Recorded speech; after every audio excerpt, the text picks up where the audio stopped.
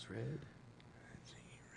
Ladies and gentlemen, starting in 5. 5. 5. Phone's 4, turned off. Phone's turned off. 3. Phone's turned off. 2. Record. 1. Are you recording here? Welcome to the Biz for Good Show, where we highlight misfits, outcasts, and renegades for the being good and doing good movement. We spotlight people that are changing the world by having integrity and honesty and creating an environment of connection, thus showing the true secret to success and creating a life of greater impact. So come on board and create your own Biz for Good life.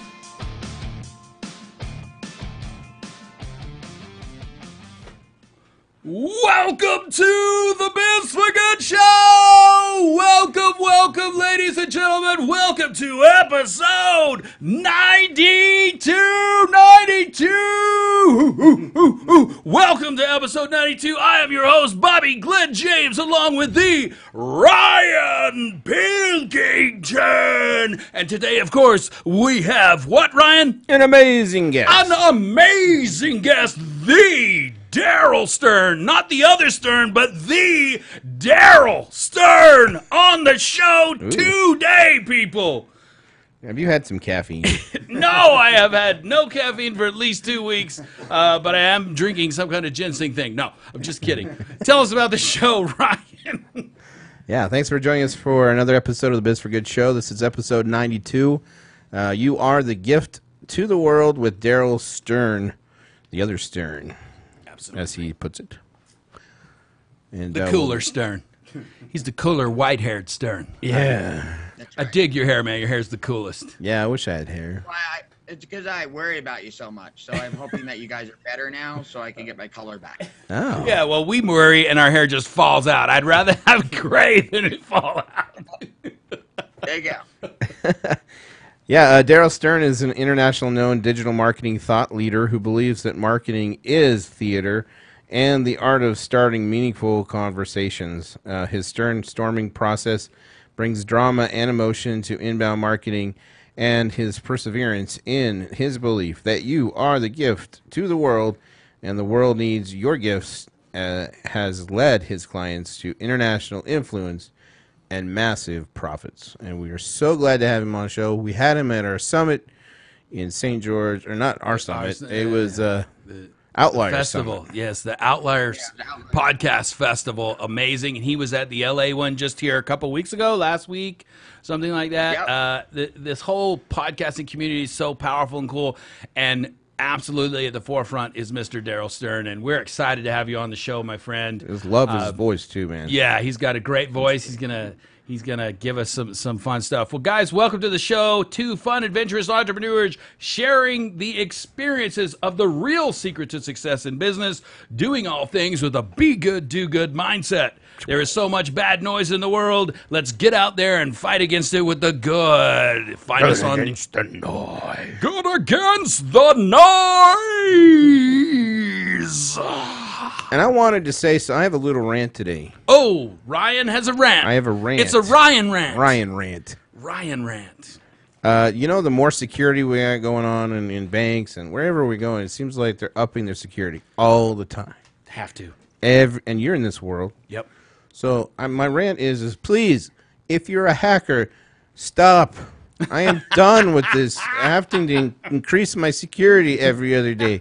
We're going to get our fingers chopped off and our hands chopped off if we keep going like this. Oh, the car is saying that they're going to take out my eyeballs too and start. Let me take my eyeballs out. Oh, yeah, so they There's can a- scan your eyeballs in. Yeah, Darrell, you probably know that sci-fi movie where they were doing that. What movie was that? Oh, yeah, most definitely. What is Did that? not make one great. There you go. He's like the Yeah. he is the No, most no. like Yoda I've ever heard. Yeah.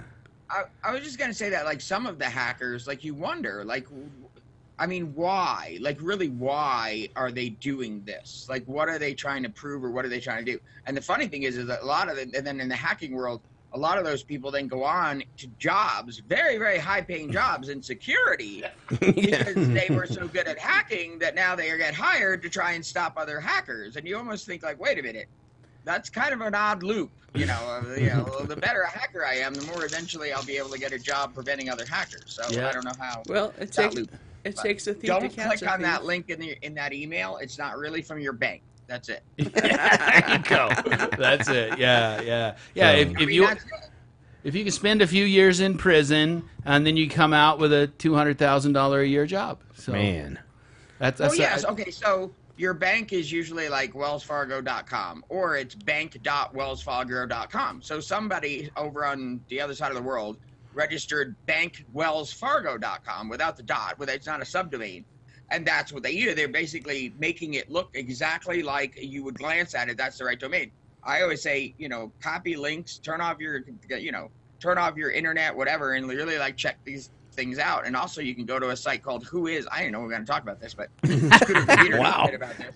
But whois.org, right, can actually track who is behind the domain name that is in the email. So you can do that, paste it into a notepad, don't put it in your browser, go to that site, go to it. And if it's Timbuktu or Norway or the middle of Russia, China, wherever, don't go. Don't do it, people. So Yeah, it is good against the noise, unfortunate and people. sad that we have to protect ourselves from that stuff. one But, rotten egg, man. yeah, It's Apple. 1,433 rotten eggs, and it messes everybody up. You gotta love Yeah, it. the other thing is buy a Mac. So, Buy a Mac. Oh, there it is, Ryan. There it is. Buy a Mac. All right, we know.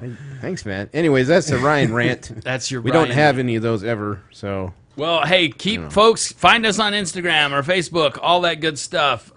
Subscribe to the podcast. We have been consistently above 100 on iTunes in business. ooh. We were above Tony Robbins there for a Yes. little bit. Can I you have believe a that? picture to prove it. You have a picture to prove it. We've been working hard, getting the message out, guys. The Be Good, Do Good business model is the most impactful business model you can use in the business world. Please, people, this is not just foo-foo. This is the real deal. Doing good in business if you really want to make an impact and be ultra successful. Where are we going, Ryan? What are we doing? Oh, we got to tell you, this episode, Yeah, we some- have a giveaway. This something. episode, I forgot. We've got to tell people we have two tickets and they are 2-day passes to FearCon, which is tomorrow and Saturday. You want to read them? Yeah, October right 12th to now. That's all 13th. about.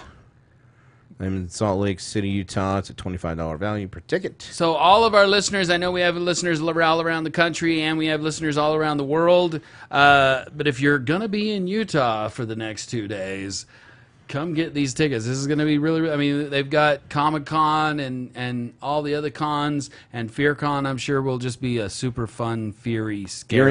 If you're in the dark side of things. If you're in the fear, dark side, it's then- Halloween, man. then Everybody's into that. And then Darrell said he's going to sweeten the pot. So you got to stay to the end of the show to get this. Yeah, you're going to have to stay to the end of the show. We're going to tell you how you can win the tickets. You got to listen, folks, to win the tickets. Sorry. So if you're listening right now, don't go away because Darrell's going to tell us how to get these tickets. Right, Darrell? Yes, I am. And what are you going to do to sweeten the pot? What do you got? You said you got something else. You're going to sweeten the pot a little. Well, I'm going to give anybody who wants one, and also obviously these top people that are winning the contest a complimentary stern storming session with me. That's basically 30 minutes to look at where your company is, where all this digital marketing stuff is at, and how can we start to create influence and profits and more business for your business by, of course, what you guys would say is, doing good and doing good for others. Oh, can we just go right into the interview? Because it just popped into the front of my head. You said, I know we usually ask the question, but hey, it's our show, and we can do whatever the heck we want. So We usually ask, tell us something about you, but I just find it really fascinating, the story where you took the guy on YouTube and you just had him be himself. Could you tell us that story? Because, you just kind of opened the whole box of what you create, what you do, what you're kind of all about. Can you just tell us that story? Because I really find it, that when I heard it down at the festival, I just really thought, you know what, that right there is how to make an impact in social media. Well, sure. I grew up in the theater. My parents were educators. My father was a philosophy professor, and I was always learning, cognitive thinking and logic and words have meaning and all that. And as I got into business, I wanted to start the world's first ethical, website design company. Is way back in the 90s.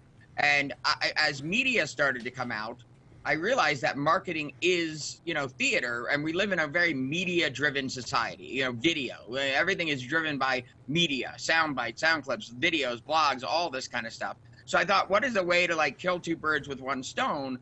And also, how can you just simply use what you're really good at, what you can teach, what you can demonstrate, what you can show to create profits and influence? So there's a guy here in town in Englewood, Colorado. His name is Saul Reisman, local auto mechanic. Has a shop off in an alleyway, off in Englewood. You can't even see it from the main street. Came to me with a one-page website. I said, look, we're going to make you an international sensation. We're going to quintuple your business, and I'm going to make you a millionaire. Here's how we're going to do it. Every single week, first off, he has a master's degree in physics, okay, and he fixes cars. He's an encyclopedia of everything you ever wanted to hear about in terms of how to repair cars, all the different kinds of auto manufacturers. I've learned stuff like Volkswagen Auto Group actually makes the parts for Lamborghini and Bentley, and it's just fascinating how cars are made and all of this stuff. So I went down to his shop. We started videoing him every single week, and he's out in his shop demonstrating what he's doing. He's talking about it. He's showing the different things that he's doing, the different cars and trucks that he's fixing. And what I did with those videos is we put them on YouTube. We optimized them. We also had them transcribed, meaning every word out of his mouth became a blog on his website. And then I did something called interlinking, which is where, if you guys are old enough as me, to remember this thing called books. I've heard of them. In the back of a book. Well, in the back of a book, if you guys wrote the ultimate, a manual on how to do good in business, right? You would have things like, charity, serving others, customer service, all these keywords, right, that you're always talking about. And I'm sure if you guys transcribed your show, there would be these repeating terms that you guys are always using.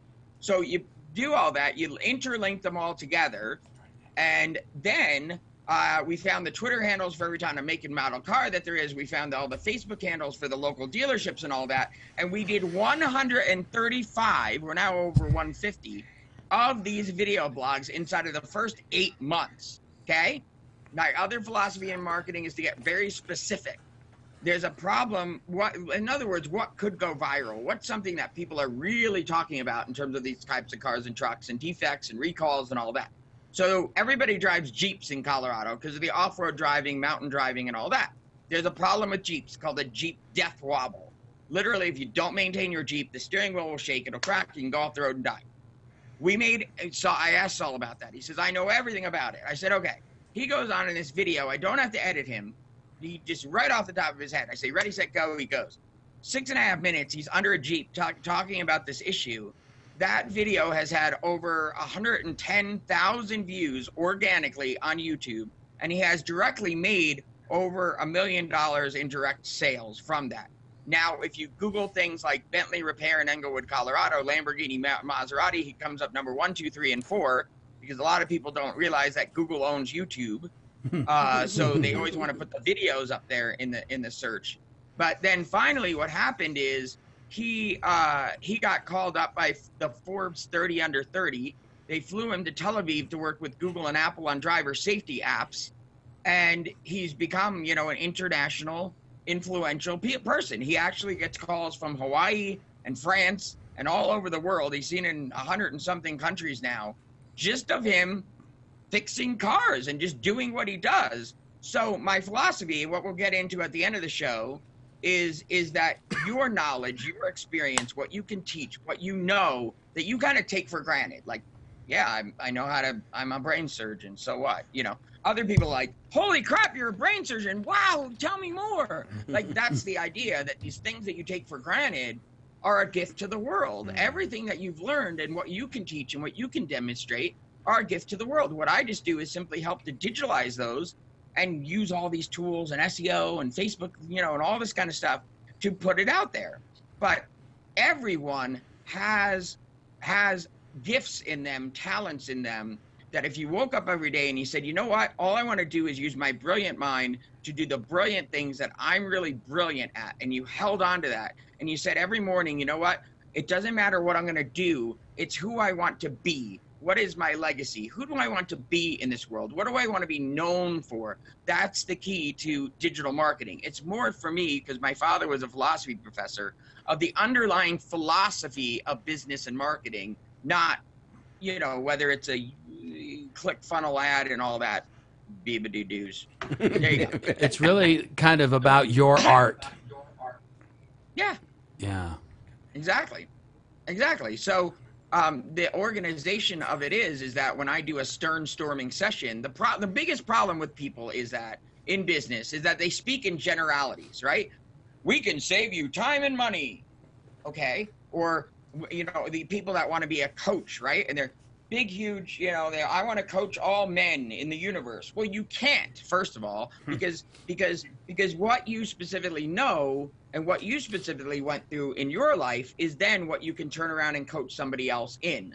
So those people, I've worked with people that they come up to me with this general concept, and then I narrow them down. I ask them questions that lead down to, well, what did they really know about? What is their life experience? And then we get down to the very, very close, the very, very narrowly focused, some people call it marketing niche and all this kind of stuff, of the people that they can really serve the best. So when you talk about doing good in business, right, and you were going to ask me about, well, what does that mean to me?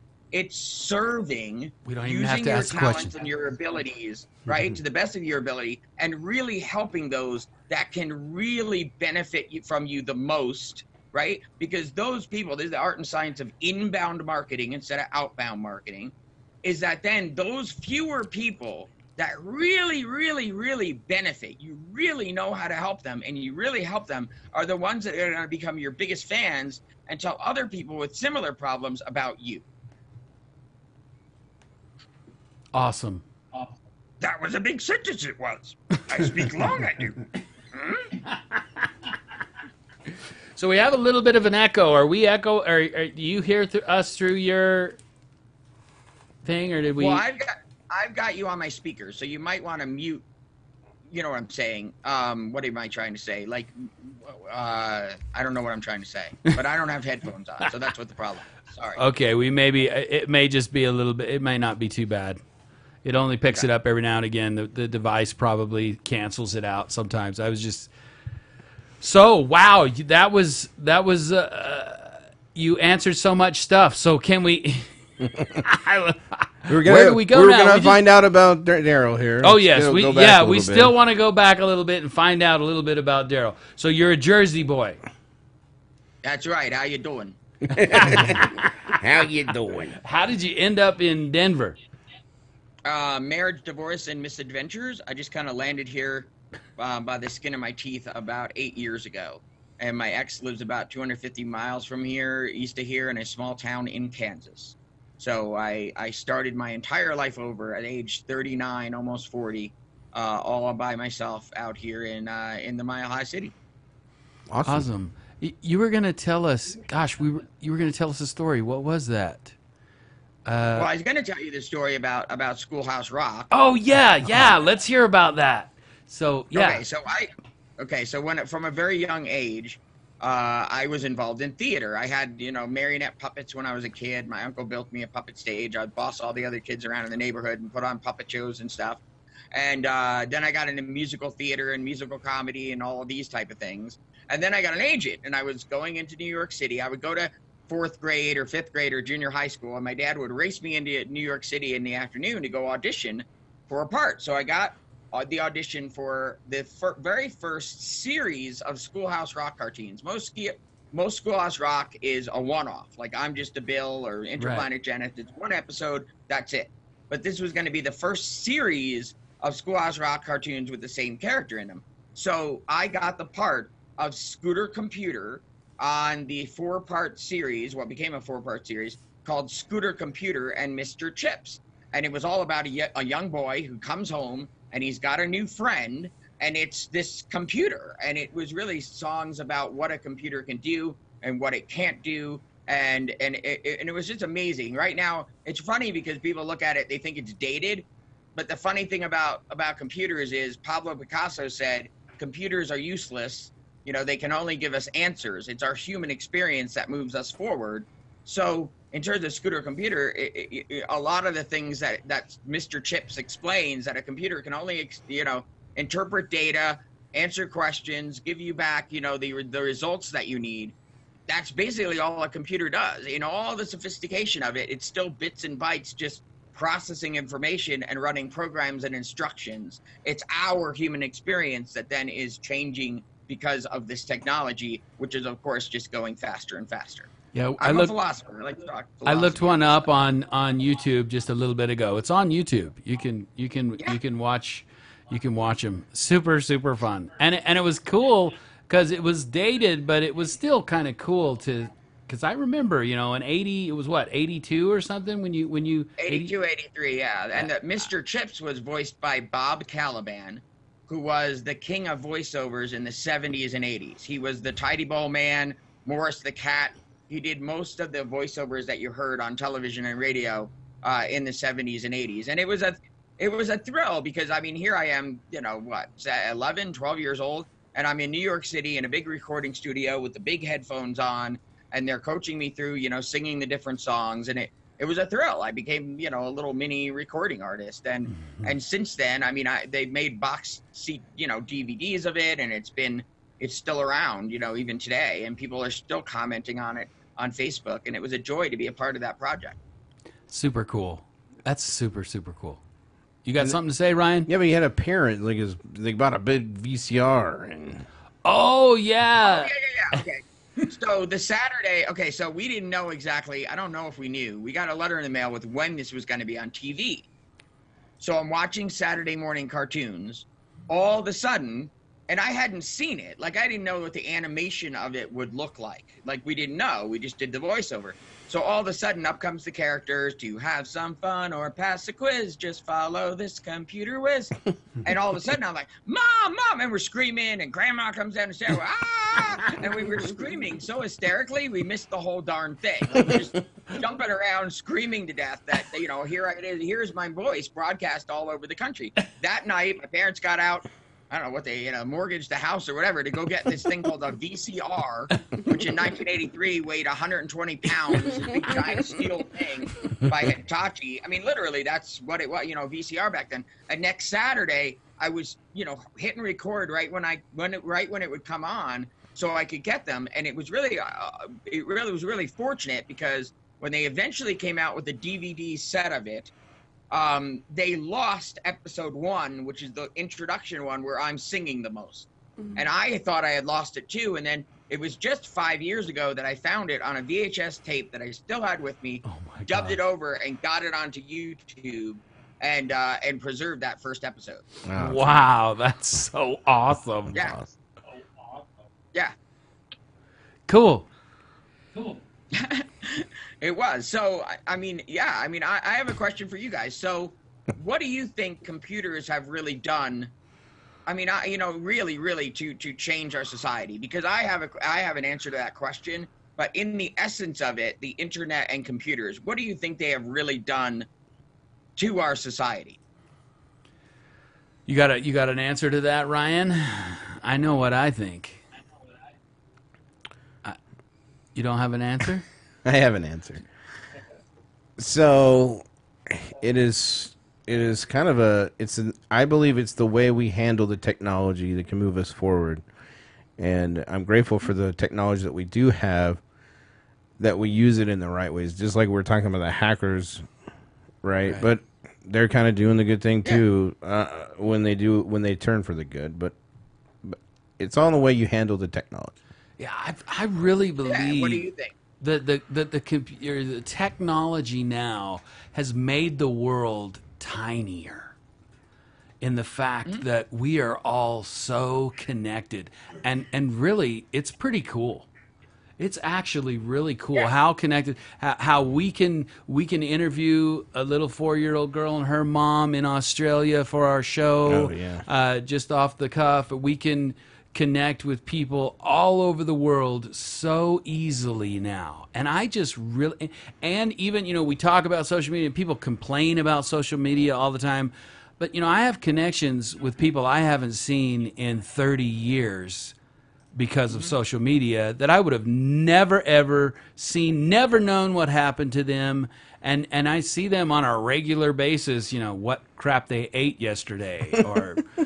I just think that's cool. I think that is awesome. And I think the technology has really made the world a tinier place. It's not so vast and overwhelming. We can connect to just about anybody. And I love it. I love technology. I love looking at the future. And I would like to add that. I could.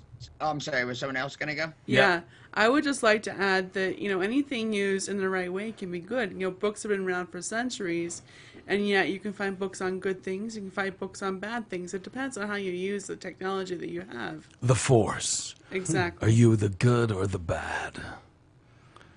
Right, Well, Darrell? yeah, I would say that the internet to me is the ultimate leveling playing field.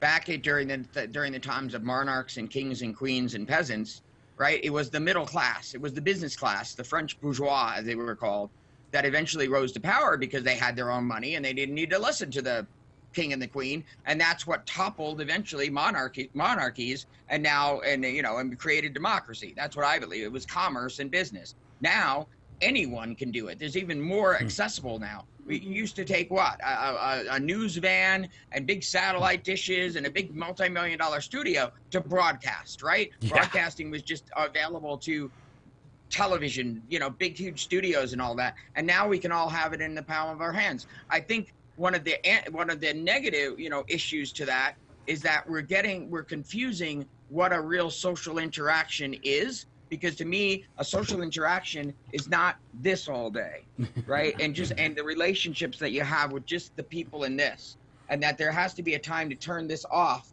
and actually go and shake hands and meet and get a hug, or have your mom or your dad or your spouse or whatever actually put their hand on your face and actually have that kind of human contact. That's the negative swing of it. But the web is an extension of our human consciousness. There's a new ping now that can go all over the world in an instant. So we're actually faster and faster and faster. Now there's a problem with that too, because it's so fast that we don't even know what the heck to pay attention to anymore. There's so much going on. That is so true. Yeah. Oh my gosh, you're bombarded constantly. So here's an example of technology. Back when the telegraph was invented, they said that, well, now you can know what time it is in Boston, in Texas. And a Texan stood up and said, why the heck would I need to know what time it is in Boston? Right? In other words, I mean, that's right. You got two Texans in the house. That's what we would say, right, Darrell? 24-hour news and all this bombardment of it all, and really in our loving, caring lives of having a family and relationships and all that kind of stuff. No, we don't really need all of this, quite so much of it. And we, as the older people, have to really sit down and make sure that, the younger generation can teach us too something about what this is good for and what it's also bad for. And any technology has always been, turn to the dark side or turn to the light. True. It's all, there's always and we talk about Biz for Good, or the Be Good, Do Good movement is, you can make lots of money doing bad things. You can make lots of money and do bad things, but you cannot keep doing the same thing, doing bad things. You have to jump around. You can't create something lasting and great by doing some bad things. It just will not last. The only way to make it last is to create something that is good for the human race. Or most definitely. Or animal race, or, something good. So those are those two things. So the title of the show today is "You Are the Gift to the World." Can you tell us something about that, Darrell. What does that mean? You are the gift to the world. Well, I think a lot of, especially in business and entrepreneurship, we're stuck on, well, what do we have to do? What do we have to do next? What do we have to do? So true. What's the next thing that we need to do? And really, it's more about, who do you want to be, right? Who do you want to be in this world? What do you want to be known for? If someone said, what is the point of all this digital marketing? I would say, well, it's to make you be known, right? What are you known for? What is your reputation? So I think, that aspect of it is so much, more important. The you as our gift to the world is my dad used to tell me growing up. He said there's a couple things they can never take away from you. They can never take away your mind. They can never take away your education, and they can never take away what your gifts are, what you know, what you can teach and demonstrate. And marketing, I've worked with people and they go, wait a minute, all I have to do is just talk about, and demonstrate the things that I already know? It can't be that simple. And I go, yeah, it is. It's that simple. Be known for something. How do you get all this stuff about influencer? Well, I built an influencer from a local auto mechanic, and all we did was just have him strut his stuff and do his thing and just talk about it and demonstrate it and do it. And, to market what you do, you've got to tell people what you do, and you've got to tell them over and over and over again in so many different ways. One of the other problems that people don't understand is that, I tried Twitter, or I posted to Facebook and no one liked it. And especially with the younger generation, well, I posted to Instagram, nobody liked my picture. Like, first off, none of this really matters. Human interaction and love and caring matter more than that. But still, I totally lost my train of thought. I can't get my own train.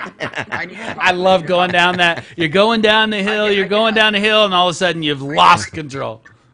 I just crashed. But what I'm getting at is that if you, when we get to the contest, we're going to challenge you guys with a question. I'm going to ask you guys a question, and the people that send in the best answers are going to get this storming with me and the FearCon tickets. And it's about this aspect of who it is. Let's just jump into that. Yeah. Let's go ahead and jump into it. Yeah, let's do it. So, folks, this is the moment of truth. If you've been listening and you're up for these FearCon tickets, it's $50 worth of tickets, 2-day passes. Darrell, tell us about how they can win this. Okay. So I always say that it's great and wonderful to take pride in what you do, to wake up every day and, you know what?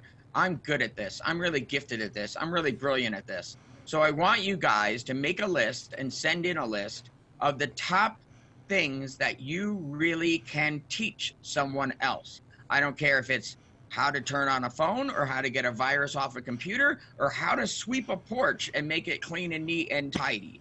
I don't care what it is, because everything has value. So your job here to win the tickets is to make a list of the top 10 things that you can teach that you're really good at.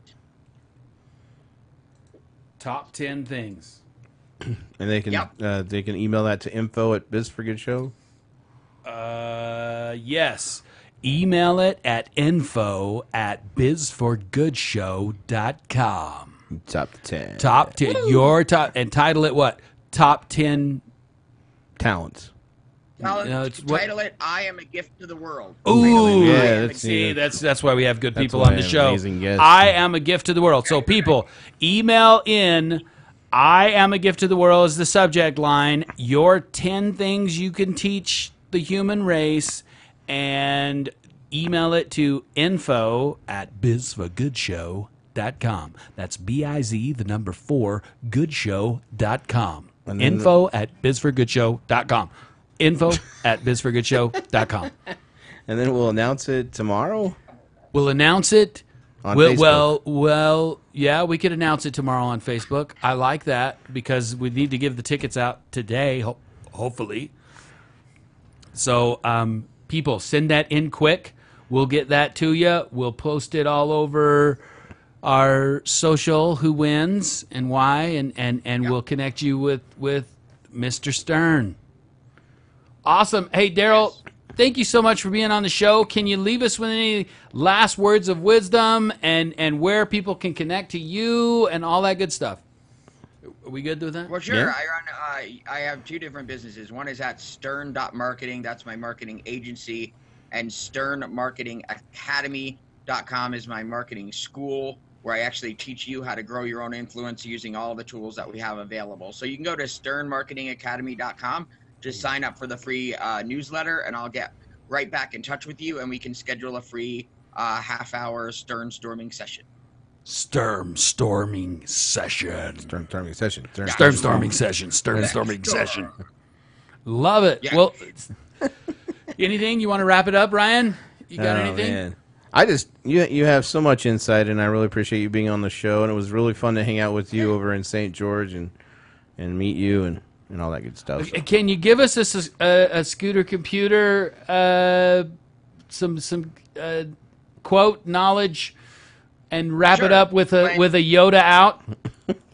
Okay. When school lets out, I race right home. I'm faster than the boss. There's just no end to what we do with Mr. Chips around. He'll help me with my homework so I really get it down. There you go. And then Jinga! and remember this. Get up every day, use your gifts, and do or do not. There is no try. Oh, that's perfect. That's my favorite quote of Yoda's. My absolute favorite all-time quote. I live my life by it, brother. I live my life by it. All right, Ryan, you want to take us out?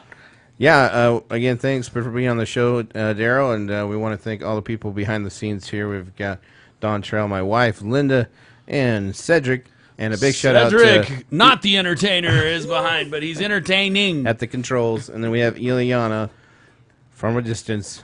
And we just want to say thank you. Who actually rounded up these tickets for us. Yeah. So big kudos to Ileana, the producer. Yeah, so we'll leave the show with the hashtag Be Good, Do Good 3 times. We get loud on the third time. Bobby goes crazier than everyone else.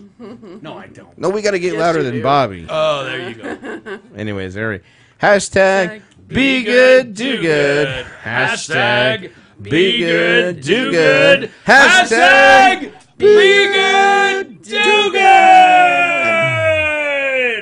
Yeah, that's a wrap. And we're off.